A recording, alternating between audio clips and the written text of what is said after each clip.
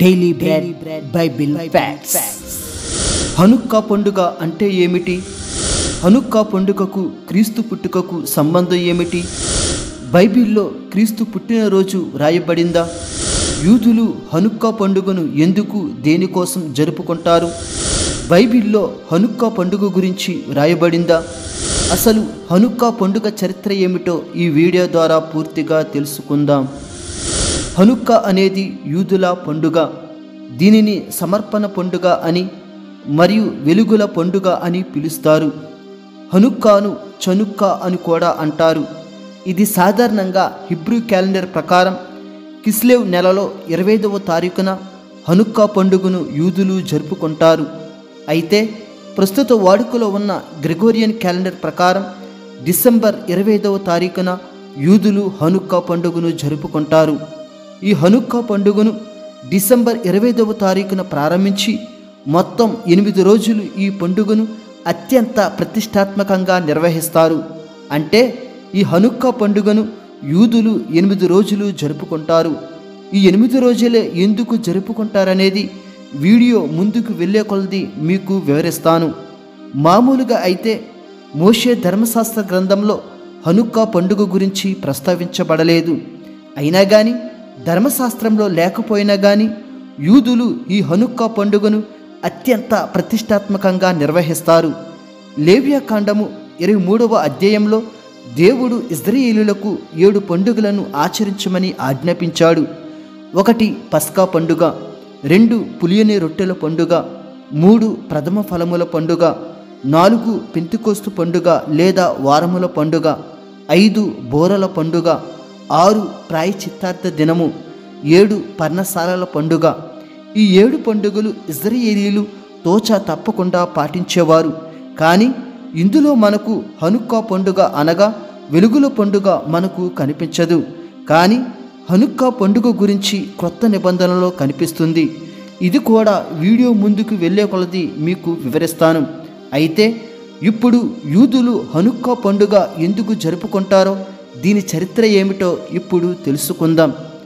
దానియేలుకు మరియు నెబుకద్నెజరుకు వచ్చిన కలలో ఇశ్రాయేలీయులను 4 రాజ్యాలు బాధిస్తాయని దేవుడు తెలియజేయడం జరిగింది. అందులో మొదటిగా బబులోను రాజ్యం క్రీస్తుపూర్వం 605 నుంచి క్రీస్తుపూర్వం 539 వరకు ఇశ్రాయేలీయులను బాధిస్తుంది. రెండవది బబులోను రాజ్యాన్ని మాదీయులు పార్సీకులు ఓడించి క్రీస్తుపూర్వం 539 నుంచి క్రీస్తుపూర్వం 331 వరకు ఇజ్రాయేలు మీద అధికారం చెలాయిస్తారు. మూడవది మాదీయులు పార్సీకులను ద గ్రేట్ అలెగ్జాండర్ ఓడించి క్రీస్తుపూర్వం 331 నుంచి క్రీస్తుపూర్వం 168 వరకు ఇజ్రాయేలు మీద ఆధిపత్యం చెలాయించి గ్రీకు రాజ్యాన్ని నెలకొల్పాడు.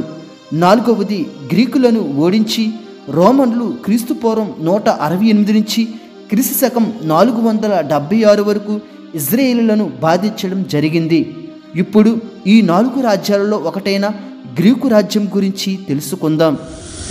ఎందుకంటే ఈ కాలం తర్వాతే హనుక్కా పండుగ ప్రారంభం అయ్యింది. గ్రీకు రాజైన ద గ్రేట్ అలెగ్జాండర్ ఇజ్రాయేలు దేశంతో పాటు చుట్టుప్రక్కల దేశాలైన ఈజిప్ట్, సిరియా దేశాలను కూడా జయించాడు.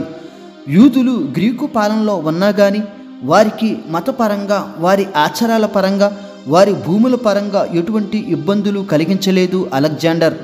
వారి సొంత మతాలను, దేవుళ్లను పూజించడానికి అలెగ్జాండర్ అనుమతించాడు. ఈ విధంగా అలెగ్జాండర్ కొంత స్వయం ప్రతిపత్తిని యూదులకు కలిగించాడు. ఒక రకంగా అలెగ్జాండర్ పాలనలో యూదులు కొంతమేర సంతోషంగానే ఉన్నారు. అలెగ్జాండర్ ఎంతో దయగల పాలన అందించాడు.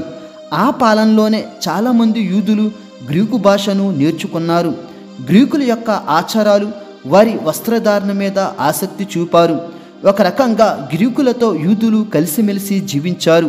ఆ సమయంలోనే గ్రీకు భాష పట్ల, గ్రీకు విద్యల పట్ల యూదులు ఆసక్తి చూపి వారి భాషను వంట పట్టించుకున్నారు. అందుకే పౌలు కావచ్చు, మిగతా అపోస్తలులు గ్రీకు విశ్వవిద్యాలయంలో విద్యనభ్యసించి గ్రీకు భాష పట్ల పట్టు సాధించారు. మన క్రొత్త నిబంధన కూడా గ్రీకు భాషలోనే వ్రాయబడింది. అయితే అలెగ్జాండర్ చనిపోయిన దాదాపు 100 సంవత్సరముల తరువాత ఆంటియోకస్ IV ఇజ్రాయేలు ప్రాంతంలో అధికారంలోనికి వచ్చాడు.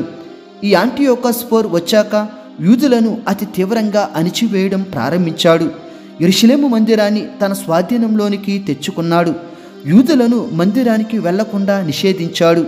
వారి అనుదిన బలులు మరియు మతపరమైన అన్ని ఆచారాలను నిలిపివేశాడు. ఒక రకంగా యాంటియోకస్ IV యూదులను ఊచకోత కోశాడు. యెరూషలేము మందిరంలో ప్రవేశించి బలిపీఠం మీద పందులను బలి ఇచ్చేవాడు. ఇది యూదులకు అత్యంత అపవిత్రమైనది. ఎందుకంటే లేవియా కాండము 11వ అధ్యాయము 7వ వచనం, పంది విడిగా నుండు 2 డెక్కలు కలది, కానీ అది నెమరివేయదు గనుక అది మీకు అపవిత్రము. ఈ లేఖనం ప్రకారం పంది నెమరివేయదు గనుక ఇది యూదులకు అపవిత్రమైన జంతువు. కావున యూదులకు పంది నిషిద్ధమైన జాబితాలో చేర్చబడింది. అటువంటి నిషిద్ధ జంతువులైన పందులను యెరూషలేము మందిరానికి తెచ్చి బలిపీఠం మీద బలి ఇచ్చేవాడు ఈ యాంటియోకస్ IV. ఈ విధంగా మతపరంగా, రక్షణపరంగా, ఆస్తిపరంగా యూదులను మహాహింసలకు గురి చేశాడు ఈ యాంటియోకస్ IV. ఇలా కొన్ని సంవత్సరములు గడిచిన తరువాత యాంటియోకస్ IV మీద మట్టతియస్ మరియు అతని కుమారుడైన జుడా మకాబీ తిరుగుబాటు చేశారు. దీనికి యూదులలో చిన్న బృందమైన కొంతమంది సాయుధ దళాలు సహకరించారు. ఈ విధంగా మకాబీలు నేతృత్వంలో యాంటియోకస్ IV మీద విజయం సాధించారు. ఈ విధంగా మకాబీలు యాంటియోకస్ IV అధికారాన్ని కూల్చేసి వారిని యోధా దేశం నుంచి వెళ్ళగొట్టారు. అప్పుడు యూదులు యాంటియోకస్ IV హింసల నుండి విముక్తి పొందారు. ఈ విధంగా దాదాపు క్రీస్తుపూర్వం 165వ సంవత్సరంలో డిసెంబర్ ప్రారంభ రోజులలో యూదులు యెరూషలేము మందిరంలో తిరిగి ప్రవేశించారు. తీరా మందిరం చూస్తే శిథిల వ్యవస్థలో ఉన్నది. యాంటియోకస్ IV చేసిన విధ్వంసం వల్ల మందిరం అపవిత్రం చేయబడింది. అసలే పందులను బలి ఇచ్చి మందిరాన్ని పూర్తిగా అపవిత్రం చేశాడు. అప్పుడు మకాబీలు మందిరాన్ని బాగుచేసి శుభ్రపరిచారు. మందిరాన్ని శుభ్రపరిచిన తరువాత డిసెంబర్ 25వ తారీఖున తిరిగి మందిరాన్ని ప్రతిష్ఠించారు. ఈ డిసెంబర్ 25వ తారీఖున అనగా మందిర ప్రతిష్ఠత రోజున మందిరంలో మహా అద్భుతం జరిగింది. అదేమిటంటే మెనోరాను వెలిగించడం కోసం ఆలయంలో మెనోరా కోసం యూదులు మొత్తం మందిరాన్ని వెతుకుతున్నారు. మెనోరా అంటే బహుళ కొమ్ములు కల దీపస్తంభం. ఈ దీపస్తంభం గురించి వెతుకుతుంటే మందిరంలో చిన్న నూనె పాత్ర కనిపిస్తుంది. దానిని వెలిగించగా అది డిసెంబర్ 25వ తారీఖు నుంచి 8 రోజుల వరకు అది వెలుగుతూనే ఉన్నది. క్రొత్త నూనె పోసినా కానీ పాత నూనెతోనే 8 రోజులు వెలుగుతుంది. అందుకే హనుక్కా పండుగను వెలుగుల పండుగ అని అంటారు. అందుకే ఈ పండుగను పాత నూనె వెలుగును ఉద్దేశించి 8 రోజులు జరుపుకుంటారు. దీపస్తంభానికి 7 శాఖలు ఉంటాయి. దీనికి అదనంగా మరొకటి జోడించి అప్పుడు 8 శాఖలతో రాత్రికి ఒకటి చెప్పున వెలిగిస్తూ మొత్తం 8 రోజులు మెనోరాను వెలిగిస్తారు. ఇదే హనుక్కా పండుగ, ఇదే వెలుగుల పండుగ. యూదులకు డిసెంబర్ 25వ తారీఖు అత్యంత ప్రసిద్ధి చెందిన సెలవు దినాలలో ఒకటి. దీనికి అదనంగా మొత్తం 8 రోజులు యూదులు సెలవు దినాలు పాటిస్తారు. అప్పటికింకా యేసుక్రీస్తు గారు పుట్టలేదు. ఈ వెలుగుల పండుగ సుమారు క్రీస్తుపూర్వం 165 డిసెంబర్ 25వ తారీఖున ప్రారంభం అయ్యి ప్రతి సంవత్సరం దీనిని యూదులు జరుపుకుంటారు. ఆ తరువాత క్రీస్తు పుట్టిన తరువాత ఈ హనుక్కా పండుగలో యేసుక్రీస్తు గారు పాల్గొనడం జరిగింది. యోహాను సువార్త 11వ అధ్యాయము 22-23 వచనములు. ఆలయ ప్రతిష్ఠత పండుగ యెరూషలేములో జరుగుచుండెను. అది శీతాకాలము. అప్పుడు యేసు దేవాలయములో సొలొమోను మంటపమున తిరుగుచుండగా. ఈ లేఖనాన్ని మనం క్షుణ్ణంగా పరిశీలించినట్లయితే ఆలయ ప్రతిష్ఠత పండుగలో యేసుక్రీస్తు గారు పాల్గొన్నారు. ఈ ఆలయ ప్రతిష్ఠత డిసెంబర్ 25వ తారీఖున అని మనం చారిత్రక ఆధారాలతో ఇంతకు ముందే నేర్చుకున్నాం. పైగా ఇది శీతాకాలము అని వ్రాయబడింది. ఈ ఆలయ ప్రతిష్ఠత రోజునే హనుక్కా పండుగ అని అంటారు. దీనినే వెలుగుల పండుగ అని అంటారు. ఈ వెలుగుల పండుగలో యేసుక్రీస్తు గారు పాల్గొనడం జరిగింది. అప్పుడు యూదులు యేసును రాళ్లతో కొట్టి చంపడానికి ప్రయత్నం చేశారు. దీనికి కారణం ఏమిటంటే యేసు దేవుడని చెప్పుకుంటున్నాడని యూదులు యేసుని శిక్షించడానికి ప్రయత్నం చేశారు. అప్పుడు యేసు అదే వెలుగుల పండుగలో యూదులను ఉద్దేశించి ఇలా పలికాడు. అదే అధ్యాయము 36వ వచనం, తండ్రి ప్రతిష్ఠ చేసి ఈ లోకములోనికి పంపిన వానితో నీవు దేవదూషణ చేయుచున్నావని చెప్పుదురా? వీక్షకులు ఈ లేఖనాన్ని సరిగ్గా అధ్యయనం చేయండి. కుమారుణ్ణి తండ్రి ప్రతిష్ఠత చేసి ఈ లోకానికి పంపాడు. అలాగే మందిరం ప్రతిష్ఠత రోజు డిసెంబర్ 25. యెరూషలేము మందిర ప్రతిష్ఠత రోజునే తండ్రి తన కుమారుని ప్రతిష్ఠత చేసి ఈ భూమి మీదకి పంపాడు. అంటే డిసెంబర్ 25వ తారీఖున యేసుక్రీస్తు ఈ లోకానికి వచ్చాడు. అప్పుడే యేసుక్రీస్తు గారు పుట్టారు. అందుకే యేసుక్రీస్తు యూదులతో ఇలా అంటున్నాడు, మీరు మందిర ప్రతిష్ఠత పండుగ జరుపుకుంటున్నారు. అలాగే తండ్రి కూడా నన్ను ప్రతిష్ఠించి ఈ లోకానికి పంపాడు. అసలైన దేవుడు ఇప్పుడు ఇక్కడే ఉన్నాడు. అసలైన మందిర ప్రతిష్ఠత రోజున వెలుగుల పండుగ ఎలా జరుపుకుంటున్నారో ఆ నిజమైన వెలుగును నేనే. ఆ వెలుగును తండ్రి ప్రతిష్ఠించాడు. క్రీస్తు పూర్వం 165 డిసెంబర్ 25న మందిర ప్రతిష్ఠత రోజున పాత నూనె 8 రోజులు ఎలా వెలిగిందో ఆ విధంగానే తండ్రి నన్ను ప్రతిష్ఠించాడు. మందిర ప్రతిష్ఠత రోజున వెలిగిన వెలుగు యేసుక్రీస్తు అనే వెలుగుకు ప్రతిబింబం, సాదృశ్యం, నీడ. ఇప్పుడు అసలైన వెలుగు వచ్చింది. అందుకు యేసు ఇలా అన్నాడు. యోహాను సువార్త 8వ అధ్యాయము 12వ వచనం. యేసు నేనే లోకమునకు వెలుగును.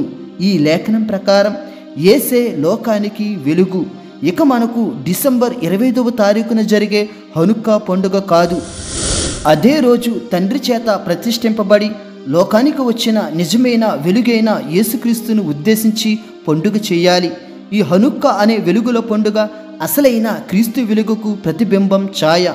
అసలైన నిజస్వరూపం వచ్చాక ప్రతిబింబాలతో పని లేదు. మరియు యెరూషలేము మందిర ప్రతిష్ఠత రోజు డిసెంబర్ 25. దీనినే హనుక్కా పండుగ, వెలుగుల పండుగ అని అంటారు. అదే రోజున తండ్రి చేత ప్రతిష్ఠింపబడి యేసుక్రీస్తు ఈ లోకానికి వచ్చాడు. ఆయనే నిజమైన వెలుగు. అందుకే తండ్రి ప్రతిష్ఠ చేసి ఈ లోకానికి పంపబడ్డాను అని అదే మందిర ప్రతిష్ఠత రోజున అనగా డిసెంబర్ 25వ తారీఖున యేసుక్రీస్తు గారు యూదులతో అన్నారు. దేవుణ్ణే దేవదూషణ చేస్తున్నాడని అంటారా అని యూదులను ఉద్దేశించి యేసుక్రీస్తు గారు పలికారు. కావున నిజమైన వెలుగు ప్రతిష్ఠింపబడింది డిసెంబర్ 25వ తారీఖునే. ఆయనే యేసుక్రీస్తు. కావున యేసుక్రీస్తు పుట్టింది బైబిల్ ప్రకారం డిసెంబర్ 25. కావున ఇప్పటికైనా బైబిల్ని వ్యతిరేకించేవారు ఒకసారి ఆత్మవిమర్శ చేసుకోండి. అలాగే క్రీస్తు పుట్టుక బైబిల్లో లేదనే వారు కూడా ఒకసారి బైబిల్ను దైవజ్ఞానంతో అధ్యయనం చేయండి. దేవుడు అన్ని విషయాలు మీకు తెలియజేస్తాడు. వీక్షకులందరికీ క్రిస్మస్ శుభాకాంక్షలు. ఈ వీడియో మీకు ఆశీర్వాదకరంగా మరియు బైబిల్ జ్ఞానం మరింత పొందే విధంగా ఉన్నట్లయితే లైక్ చేసి సబ్స్క్రైబ్ చేసుకోవడం మర్చిపోవద్దు. మరియు మీ విలువైన అభిప్రాయాన్ని కామెంట్ రూపంలో తెలియచేయగలరు. అలాగే బైబిల్లో ఏ అంశం మీదైనా వీక్షకులు వీడియో చేయమని నన్ను కోరినట్లయితే దేవుని చిత్తమైనప్పుడు నేను తప్పకుండా చేస్తాను. ప్రభువైన యేసుక్రీస్తు కృపయు, దేవుని ప్రేమయు, పరిశుద్ధాత్మ సహవాసమును మీకందరికీ తోడయుండునుగాక. ఆమేన్.